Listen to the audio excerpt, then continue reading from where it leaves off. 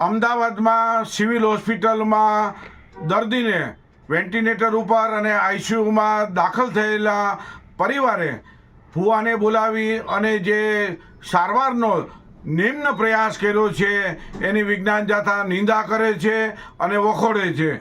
આપણે કઈ સદીમાં જઈ રહ્યા છીએ? મેડિકલ સારવારથી જ આ દર્દીને સારું થયું છે અને આવા ભવાની ઉપલબ્ધિની વાત કરવાથી લોકોમાં ભ્રામકતા ફેલાશે, લોકો મેડિકલ સારવારમાં અવરોધરૂપ સાબિત થશે અને લોકોને ઉપશંકા થશે. આ બધાના નતીજાની અંદર આપણે વિજ્ઞાન જાથા જે ભુવા સામે, એના પરિવાર સામે, સિક્યુરિટી ગાર્ડ સામે, ડૉક્ટર નર્સ સામે કાનૂની કાર્યવાહીની માગણી કરીએ છીએ. શિક્ષાત્મક પગલાં સરકારી કર્મચારી સામે પણ માગણી કરવામાં આવે છે.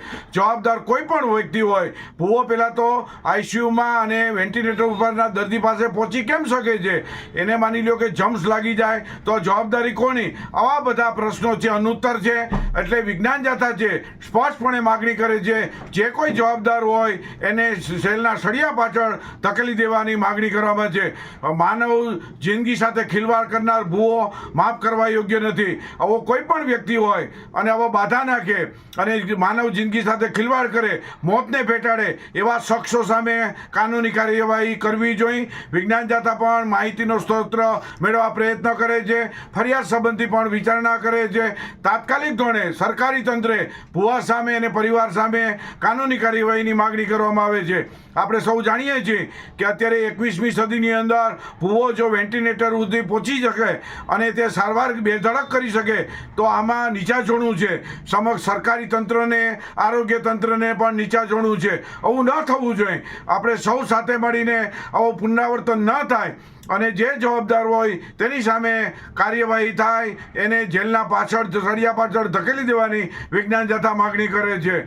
આપણે સૌ જાણીએ છીએ કે સરકાર અનેક ઉપલબ્ધિઓમાં આરોગ્ય તંત્ર ઉપર સામાન્ય વર્ગને પોસાય તેવું કામ કરે છે અને દર્દીઓને સાજા કરે છે. ત્યારે માત્ર એક ભુવો છે, સમગ્ર સમાજને ગુમરાહ કરે, બ્રહ્મા ફેલાવે, જે ચલાવી ન લેવાય, માફ કરવા યોગ્ય નથી. એની સામે કાનૂની કાર્યવાહી અને ડૉક્ટર અને દર્દી કે નર્સ કે સિક્યુરિટી ગાર્ડ સામે શિક્ષાત્મક પગલાંની માગણી કરવામાં આવે છે.